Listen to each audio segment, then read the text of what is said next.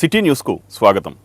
జలాల్పేట సీతారామ మందిరంలోని సీతమ్మకు భక్తులు ఆషాఢసారను సమర్పించారు.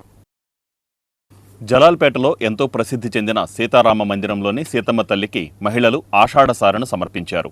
తొలుత మహిళలు అమ్మవారికి తీసుకువచ్చిన గాజులు, చలిమిడి, పసుపు కుంకుమ, వివిధ రకాల పండ్లు, స్వీట్లను మేళతాళాలతో పురవీధులలో ఊరేగింపుగా తీసుకుని వెళ్లి అమ్మవారికి సమర్పించారు. ఎంతో ప్రసిద్ధి చెందిన రామాలయంలో భక్తుల కోరిక మేరకు గత 3 సంవత్సరాలుగా ఈ కార్యక్రమం నిర్వహిస్తున్నట్లు కమిటీ సభ్యులు వెల్లడించారు. ఆలయంలో సుహాసినీలు సామూహిక కుంకుమార్చన, లలితా సహస్ర పారాయణ పఠించి పలు ప్రత్యేక పూజలను నిర్వహించారు. ఆలయంలో భక్తుల సహాయ సహకారాలతో అనేక కార్యక్రమాలు చేపడుతున్నట్లు నిర్వాహకులు వివరించారు. అనంతరం భక్తులకు తీర్థప్రసాదాలను అందించారు. చరిత్ర ఏంటంటే మామూలు పట్టపు రామారావు గారని మా మామయ్య గారు వర్షయాత్ర ఉండేవాడు. వాళ్ళ పట్టవారి దేవాలయం అంటారు, రామాలయం అంటారు. ఈ కళ్యాణాలు కానీ సీతారామ కళ్యాణం కానీ ఇవన్నీ వంశం మా చిన్నప్పటి నుంచి మేము ఇలా చేసుకుంటూ వస్తున్నాం. గత 3 సంవత్సరాలుగా మాకు ఈ పేటలో సురక్షంగా ఉండాలి అందరి ఆడవాళ్ళు అందరి కోరిక మీద గత 3 సంవత్సరాలుగా అమ్మవారికి సారికాడ పెడదామని చెప్పి ఒక సంకల్పం చేశాము. ఆషాఢ మాసంలో అమ్మవారికి సారి ఇవ్వటం అనేది మన తెలంగాణలో బోనాల పండుగ ఎంత గొప్పగా చేస్తారో అవన్నీ తీసుకుని ఆదర్శంగా మనం కూడా చేస్తే బాగుంటుందని చెప్పేసి ఆడవాళ్ళు అందరూ అభిప్రాయం తీసుకుని పేటల్లో పెద్దలు అందరూ కలిసి ఈ కార్యక్రమాన్ని దిగ్విజయంగా చేస్తున్నందుకు ఇక రాను ముందు కూడా చెయ్యాలి, అందరు సహకారాలు అందించి ఉంటే అందరూ చేస్తామని చెప్తూ ఈ పట్టవారి దేవాలయం అనేది మా జలాలపేటకి చాలా చరిత్ర గల దేవాలయం. మా చిన్నప్పుడు ఇక్కడ వచ్చి కూర్చుని ఆడుకునేవాళ్ళం. ఆ అనుభూతిని ఇప్పుడు పంచుకుంటున్నాం. మళ్ళీ మేము పెద్ద అయిన తర్వాత అందరూ చక్కగా శుభపక్షంగా ఉండాలని చెప్పి కోరుకుంటూ ఆ సీతారామాన్యంలో ఆశీస్సులు. పంట కాలువలు పూడికపడి గడిచిన గత కొన్నేళ్లుగా సాగునీటి కోసం తీవ్ర ఇబ్బందులు ఎదుర్కొంటున్న నాగాయలంక మండలంలోని తీర గ్రామాల్లో పనులను శ్రీనివాస్ పరిశీలించారు. పంట కాలువలు పూడికపడి గడిచిన గత కొన్నేళ్లుగా సాగునీటి కోసం తీవ్ర ఇబ్బందులు ఎదుర్కొంటున్న నాగాయలంక మండలంలోని తీర గ్రామాల్లో ప్రముఖ పారిశ్రామికవేత్త వికృతి శ్రీనివాస్ ఆర్థిక సహకారంతో రైతులు స్వచ్ఛందంగా పంట కాలువ పూడికతీత పనులు చేపట్టారు. నాగాయలంక మండలం పెదపాలెం గ్రామం నుంచి సొర్లగొంది గ్రామం వరకు దాదాపు 8 కిలోమీటర్ల పొడవున పంట కాల్వ 2 గజాల మేర పూడిక పడిపోవడంతో పంట కాల్వకు నీరు అందని పరిస్థితి తలెత్తింది. ఈ సందర్భంగా జరుగుతున్న పనులను వికృతి శ్రీనివాస్ స్వయంగా పరిశీలించి కాల్వ పూడికతీత పనులు పూర్తి స్థాయిలో చేయించుకోవాలని, మరో 5-6 ఏళ్లు కాల్వ పూడిక తీయాల్సిన అవసరం లేకుండా పనులు పూర్తి చేసుకోవాలని సూచించారు. పరచివర, పెదగౌడపాలెం, దిండి ప్రాంతాల్లో జరుగుతున్న పనులను శ్రీనివాస్ పరిశీలించారు.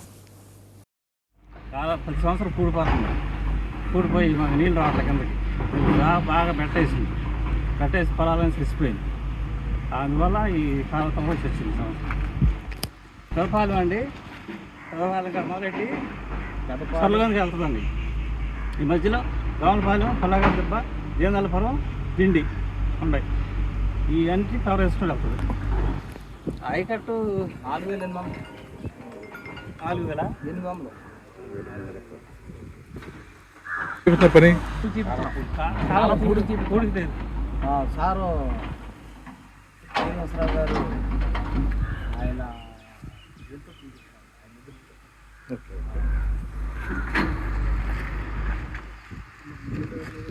రావట్లేదని మొన్న ఆయన అడిగితే సహాయం చేశారండి.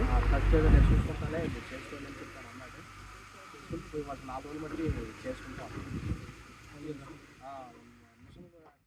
మోపిదేవి మండలంలో కోఆప్షన్ సభ్యుడు చందన రంగారావుపై హత్యాయత్నం జరిగింది. మోపిదేవి మండలంలో కోఆప్షన్ సభ్యుడు చందన రంగారావుపై హత్యాయత్నం జరిగింది. రంగారావు అవనిగడ్డ నుండి తమ స్వగ్రామం కేకొత్తపాలెంకు ద్విచక్ర వాహనంపై వెళుతుండగా కృష్ణానది కరకట్టపై బండికోళ్ల లంక వద్ద కొందరు దారికాచి గొడ్డలతో నరికారు. ఈ ఘటనలో రంగారావుకు తీవ్ర గాయాలయ్యాయి. ప్రాణాపాయ స్థితిలో ఉన్న రంగారావును ఆయన కుమారుడు, స్థానికులు అవనిగడ్డ ప్రభుత్వాసుపత్రికి చేర్చి చికిత్స అందించి మెరుగైన చికిత్స నిమిత్తం మచిలీపట్నం ప్రభుత్వాసుపత్రికి తరలించారు. టీడీపీ జిల్లా అధికార ప్రతినిధి కొల్లూరి వెంకటేశ్వరరావు మాట్లాడుతూ పోలీసుల నిర్లక్ష్యంతోనే వైసీపీ అరాచకాలు కొనసాగుతున్నాయన్నారు. చల్లపల్లి సీఐ నాగప్రసాద్ వ్యక్తిగత కక్షలతోనే ఈ ఘటన జరిగిందని, విచారణ వేగవంతం చేసినట్లు చల్లపల్లి సీఐ నాగప్రసాద్ తెలిపారు. మచిలీపట్నం ప్రభుత్వాసుపత్రిలో చికిత్స పొందుతున్న రంగారావును మాజీ ఎంపీ మరియు టీడీపీ జిల్లా అధ్యక్షుడు కొనకళ్ల నారాయణరావు తదితరులు పరామర్శించారు. అతను వైసీపీలో పనిచేశారు. నిత్యం వాళ్ళు పోరాటమే, ఏదో ఖర్చు పెట్టుకుని వాడిపోయామని దాంతో ఇక మన టార్గెట్ పెట్టారు. మా వాళ్ళు కొందరేమో వాళ్ళకి తొత్తులుగా పనిచేస్తున్నారు. రోజు నాగమల్లేశ్వరరావు, ఠాగూర్ అనేవాళ్ళు ఆడుతూ ఉంటున్నారు. మనతో ఉండబోవడం వల్ల మనం ఇతరులను ఇది ఇబ్బంది పెడితే ఇతను లేకుండా ఉంటే మన రాజకీయం మళ్ళీ 5 ఏళ్ళు రాజకీయాన్ని నడుపుకోవచ్చు అని కుట్ర తప్పితే నాకు వాళ్ళకి ఏముంది రాజకీయం దగ్గర ఏ పార్టీలో వాళ్ళు వైసీపీ అండి. పర్వాలేదు లేవు, వైసీపీలో నాయకులు కార్యకర్తలుగా పనిచేస్తున్నారు. అంటే మాకు ముందు ఆవిడ బుద్ధప్రసాద్ గారు 2014 నుంచి 19 వరకే పంచాయతీ ఎన్నికలప్పుడు సపోర్ట్ చేయకోకుండా నేను ఎంపీటీసీగా పోటీ చేశాను. ఎంపీటీసీగా పోటీ చేసినప్పుడు ఆవిడ పార్టీ వాళ్ళకి సపోర్ట్ చేసి నన్ను ఓడిస్తాకి ప్రయత్నం చేశారు, ఓడిపోయాం. తర్వాత నా పని నేను చేసుకుంటున్నాను, ఆడ పని చేసుకుంటున్నాం. ఎన్నికల్లో మా నిత్యం మనకే ఎన్నికలు గొడవ. రాజకీయంగా అతను వైసీపీకి సపోర్ట్ చేశాడు. బుద్ధప్రసాద్ గారి దగ్గరే ఉండేవాడు లోగడ. కానీ పార్టీ మారేసి అధికారం ఉందని మనం దాన్ని నిత్యం ఏదో ఒక గొడవ. నేనైతే ఎవరిలో ఏమన్నా, వాళ్ళు నన్ను కూడా ఎప్పుడు ఏమన్నా ఇలా మాలు దారి కాసి ఇక అది అపమార్చాలనే దాని మీదే ప్రయత్నం. కుక్కిలిగడ్డ గ్రామానికి చెందినటువంటి కుక్కిలిగడ్డ కొత్తపాలెం గ్రామానికి చెందినటువంటి చందన రంగారావు గారు మోపిదేవి మండల పార్టీలో కోఆప్షన్ సభ్యుడు. అతని పైన దాడి జరిగింది. ప్రాణాపాయ పరిస్థితులు ఆయన హాస్పిటల్కి వచ్చి జాయిన్ అయ్యారు. ఆయన్ని పరామర్శ చేయడానికి వచ్చాను. ఆ సందర్భంగా రాజకీయ విభేదాల కారణంగా ఈ దాడి జరిగింది. తెలుగుదేశం పార్టీ అధికారంలోకి వచ్చిన తర్వాత వైఎస్ఆర్ పార్టీ వాళ్ళు ఈ దాడులకు తెగబడతా ఉన్నారు. చాలా చోట్ల ఇటువంటి దాడులు జరుగుతూ ఉన్నాయి. ఈ రకమైన దాడుల్ని తీవ్రంగా ఖండిస్తూ ఉన్నాం. ఇవాళ వైఎస్ఆర్ పార్టీ వాళ్ళు అధికారంలో ఉన్నప్పుడు దాడులు చేశారు. ఇవాళ అధికారం కోల్పోయిన తర్వాత కూడా కక్షతో తెలుగుదేశం పార్టీ నాయకులపైన కార్యకర్తలపైన దాడి చేస్తూ ఉన్నారు. ఈ దాడిని మేము తీవ్రంగా ఖండిస్తాం. చెట్టు దగ్గర ఒక ఇద్దరి మధ్య మత్తి రాంప్రసాద్కి మత్తి యోగేష్ మధ్య చిన్న ఆల్టర్కేషన్ జరిగి ఆ ఊళ్ళో ఏదో కుప్పలు తగలబెట్టుకుంటున్నారన్న దాని మీద వాళ్ళిద్దరూ చెట్టు దగ్గర ఆల్టర్కేషన్ జరిగి మత్తి యోగేష్ రాంప్రసాద్ని కొట్టడం జరిగింది. అతన్ని వెంటనే మేము వస్తే హాస్పిటల్కి మెమో రాసి పంపించాం. పంపిస్తే అతను ఇక్కడ ఉండగా ఇతను కొట్టాడన్న ఉద్దేశంతో వాళ్ళ అబ్బాయి విజయవాడలో ఉంటాడు. రాంప్రసాద్ వాళ్ళ అబ్బాయి వచ్చి వాళ్ళిద్దరూ కలిసి ఆడు కొట్టడు, వేరే నుండి వేరే వాళ్ళు కొట్టించారనే ఉద్దేశంతో ఇతన్ని అవనిగడ్డ నుంచి కొత్తపాలెం వెళ్ళే ఇదిలో ఆపి అతని మీద అటాక్ చేయడం జరిగింది. ఇది పార్టీకి కానీ వాళ్ళ పాత కక్షలు కానీ కాదు, వాళ్ళ పర్సనల్ ఇష్యూస్ దీంట్లో ముడిపడి ఉన్నాయి. ఆ పర్సనల్ ఇష్యూస్ మీద వీళ్ళు కొట్టుకున్నారు తప్ప దీనికి పార్టీకి ఎలాంటి సంబంధం లేదు. ప్రైమరీగా ముద్దాయిలు పికప్ చేస్తాం, కేసు త్వరగా ఫైనలైజ్ చేస్తాను. మా పై ఆఫీసుల ఉత్తర్వుల ప్రకారం ఫైనలైజ్ చేస్తాం. యేసుక్రీస్తు బోధనలు సమస్త మానవాళికి అనుసరణీయమని రెవరెండ్ డానియల్ అన్నారు. యేసుక్రీస్తు బోధనలు సమస్త మానవాళికి ఆదర్శమని దైవ సేవకులు రెవరెండ్ డానియల్ అన్నారు. దైవ సేవకులు రెవరెండ్ ఎల్ డానియల్ శామ్యుల్ ఆధ్వర్యంలో పెడన పట్టణంలోని 18వ వార్డు గాంధీనగర్లో నూతన సాలెము ప్రార్థనా మందిరం ప్రారంభించారు. ప్రారంభోత్సవం అనంతరం ప్రార్థనా మందిరంలో ప్రత్యేక ప్రార్థనలు జరిగాయి. ఈ మందిర ప్రారంభ కార్యక్రమానికి వాటరేస్ ప్రేమ్ కుమార్ అధ్యక్షత వహించగా సంఘ కాపరి పిడుగు జయదేవ సేవకులు, సంఘ విశ్వాసులు, సంఘ పెద్దలు తదితరులు పాల్గొన్నారు. నేను వెతుకుచున్నాను, యెహోవా యొక్క ప్రసన్నత నేను చూడాలని. దేవునికి స్తోత్రం కలుగునుగాక. యెహోవా యొక్క ప్రసన్నత నేను చూడాలని, అప్పటి వరకు ఎన్ని కార్యాలు చేశాడో ఇంకా చూడాలని, ఇంకా కార్యాలు జరగాలని గొర్రెల కాపరిగా ఉన్నటువంటి దావీదును తీసుకుని వెళ్ళి దేవుడు ఎక్కడో సింహాసనం మీద కూర్చోబెట్టాడు. ప్రసన్నత కదా, అలాంటి ప్రభుత్వ కార్యము ఆయనకు దేవుని ప్రసన్నత కదా. ఇంకా చెప్పుకుంటూ వెళ్తే ఎన్ని ప్రసన్నతలు ఉన్నాయండి, ఎన్ని అద్భుతమైన కార్యాలు దేవుడు చేశాడండి. ఈ ప్రసన్నత చాలక ఇంకా దావీదు కోరిక, ఇంకా నీ ప్రసన్నత నేను చూడాలి. దేవునికి స్తోత్రం. జిల్లాలో మాతా శిశు మరణాలు సంభవించకుండా ప్రత్యేక దృష్టి సారించాలని జిల్లా కలెక్టర్ డీకే బాలాజీ వైద్యాధికారులను ఆదేశించారు. జిల్లాలో మాతా శిశు మరణాలు సంభవించకుండా ప్రత్యేక దృష్టి సారించాలని జిల్లా కలెక్టర్ డీకే బాలాజీ వైద్యాధికారులను ఆదేశించారు. ఆయన కలెక్టరేట్లోని గ్రీవెన్స్ మీటింగ్లో మాతా శిశు మరణాలపై వైద్యాధికారులతో సమీక్షా సమావేశం నిర్వహించారు. ఈ కార్యక్రమంలో ఆయన జిల్లాకు సంబంధించిన 6 మాతా శిశు మరణాల కేసులను విచారించి వారి మరణానికి గల కారణాలను, వారికి చికిత్స చేసిన వైద్యులను, ఘటనా వివరాలను బాధితుల బంధువులను అడిగి తెలుసుకున్నారు. ఈ సందర్భంగా కలెక్టర్ మాట్లాడుతూ మాసా శిశు మరణాలను నివారించాల్సిన బాధ్యత ప్రతి ఒక్కరిపైన ఉందన్నారు. ముఖ్యంగా హైరిస్క్ ప్రెగ్నెంట్ కేసుల విషయంలో వైద్యులు అప్రమత్తంగా వ్యవహరించాలని, ప్రాణ నష్టం జరగకుండా తగిన జాగ్రత్తలు తీసుకోవాలని సూచించారు. క్షేత్రస్థాయిలో ఏఎన్ఎంలు, ఆశా వర్కర్లు వారి పరిధిలోని గర్భిణీ స్త్రీల ఆరోగ్య పరిస్థితులపై నిత్యం పర్యవేక్షించాలని, వారు ప్రైవేట్ ఆసుపత్రుల్లో వైద్యం పొందుతున్నప్పటికీ అవసరమైన వైద్య పరీక్షలు, ఐరన్, ఫోలిక్ యాసిడ్ మాత్రలు వాడుతున్నది లేనిది ఆరా తీయాలని సూచించారు. గర్భిణీ స్త్రీలలో రక్తహీనత అనేక సమస్యలకు దారితీస్తుందని, మాతా శిశు మరణాలకు ఇది కూడా ఒక కారణంగా ఆయన పేర్కొన్నారు. ఈ సమావేశంలో DMHO doctor G Geetabai, DCHS P Shravan Kumar, వైద్యులు, ఏఎన్ఎంలు, ఆశా వర్కర్లు తదితరులు పాల్గొన్నారు. ప్రతి ఒక్కరూ తప్పనిసరిగా హెల్మెట్ ధరించి ప్రయాణం చేయాలని జిల్లా కలెక్టర్ డికే బాలాజీ కోరారు. ప్రతి ఉద్యోగి తప్పనిసరిగా హెల్మెట్ ధరించి ప్రయాణం చేయాలని జిల్లా కలెక్టర్ డికే బాలాజీ కోరారు. రహదారి భద్రతలో భాగంగా ప్రతి ఉద్యోగి కూడా తప్పనిసరిగా హెల్మెట్ను ధరించి ప్రయాణం చేయాలని, తద్వారా ఉద్యోగికి, కుటుంబ సభ్యులకు భద్రతను ఇస్తుందని జిల్లా కలెక్టర్ డికే బాలాజీ అన్నారు. జిల్లా న్యాయ సేవాధికార సంస్థ ఆధ్వర్యంలో నిర్వహించిన ర్యాలీ జిల్లా జడ్జి అరుణ సారిక, జిల్లా కలెక్టర్ డికే బాలాజీ ప్రారంభించారు.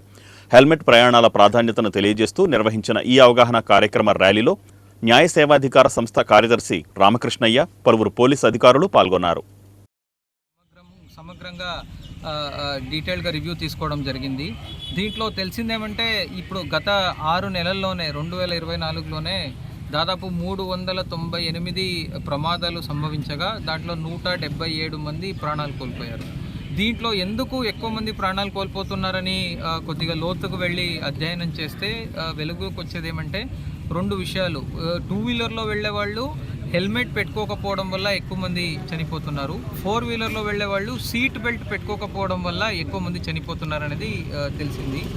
ఈ భాగంగా మన జిల్లాలో రోడ్ యాక్సిడెంట్స్ వల్ల జరిగే ప్రమాదాన్ని తగ్గించే దానికోసం, ప్రాణ నష్టాన్ని తగ్గించే దానికోసం సీట్ బెల్ట్, హెల్మెట్ పెట్టు, మరణాన్ని ఆటకట్టు అని ఒక చిన్న ప్రోగ్రామ్ని డిజైన్ చేయాలి అని అనుకుంటున్నాము. ఆ ప్రోగ్రాము ఈరోజు morning already district legal services authority వాళ్ళ కోఆపరేషన్తో మనము 1K వాక్ కూడా ఈరోజు మచిలీపట్నంలో చేయడం జరిగింది.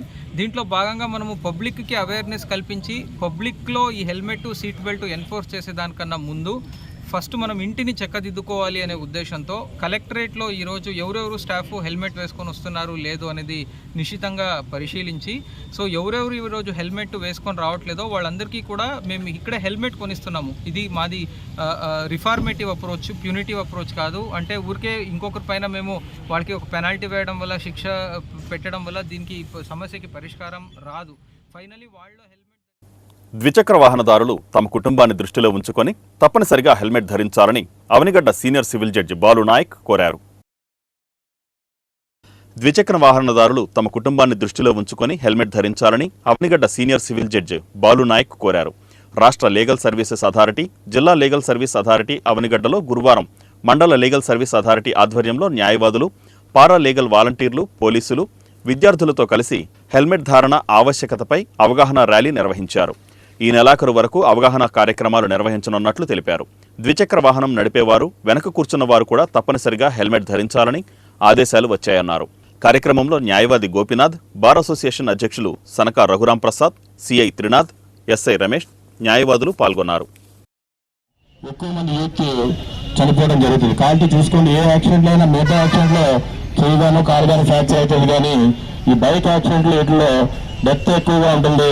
ఎక్కువ మంది హెడ్ ఇంజరీ వల్ల చనిపోవడం జరుగుతుంది. అలాగే మనకి మనిషి విలువ తెలియట్లేదు అనడానికి ఒక ఉదాహరణ చెప్తాను. మన తల్లిదండ్రులు, మన తల్లిదండ్రులు, మీ తల్లిదండ్రులు మిమ్మల్ని పెంచి పోషించి 21 సంవత్సరాలు 18 సంవత్సరాల వరకు ఒక యువకుడిగా మిమ్మల్ని ఈ దేశానికి ఇస్తున్నారు.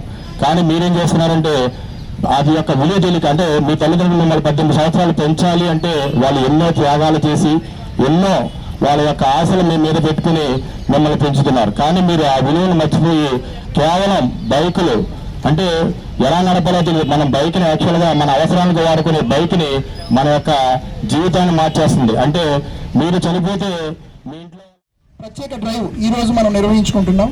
నా రిక్వెస్ట్ ఏంటి అంటే ఇక్కడున్న ప్రతి ఒక్కరు కూడా ఎవరైతే ఈ కార్యక్రమంలో పార్టిసిపేట్ చేశారో, ఈ కార్యక్రమాన్ని వీక్షిస్తున్నారో వారందరూ కూడా మనం బయటకు వెళ్ళేటప్పుడు చెప్పులు ఎలా వేసుకుంటామో అదేవిధంగా మనం బయటకు వెళ్ళేటప్పుడు హెల్మెట్ కూడా అదే విధంగా ధరించే మనం బయటకు వెళ్ళాలి. ఇక్కడ ఉన్న స్టూడెంట్స్ అందరికి కూడా నా రిక్వెస్ట్ ఏంటి అంటే, మీ ఇంట్లో ఉన్న మీ పేరెంట్స్కి కానీ మీ బ్రదర్స్ కానీ వాళ్ళు బైక్ మీద బయటకు వెళ్తున్నప్పుడు మీరు మ్యాండేటరీగా వాళ్ళకి గుర్తు చేయాలి. మీ ఫాదర్ కానీ మీ బ్రదర్స్ కానీ వెళ్తున్నప్పుడు ఎవరైనా మీ ఇంటికి వచ్చినప్పుడు మీ రిలేటివ్స్ బైక్ మీద 2 వీలర్ మీద వాళ్ళకి మీరు గుర్తు చేయాలి. అది మీ రెస్పాన్సిబిలిటీ. హెల్మెట్ ధరించమని చెప్పండి. ఎందుకంటే మెజారిటీ యాక్సిడెంట్స్ 2 వీలర్స్లో హెడ్ ఇంజరీ వల్లనే చాలా యాక్సిడెంట్స్ అవుతున్నాయి. దానివల్లనే డెత్ టోల్ కూడా పెరుగుతూ ఉంది. బాడీలో ఎక్కడ ఇంజురీ జరిగినా కూడా అది పైకి కనిపిస్తుంది. హెడ్ ఇంజరీ మాత్రం ఈ వార్తలు ఇంతటితో సమాప్తం. నమస్కారం.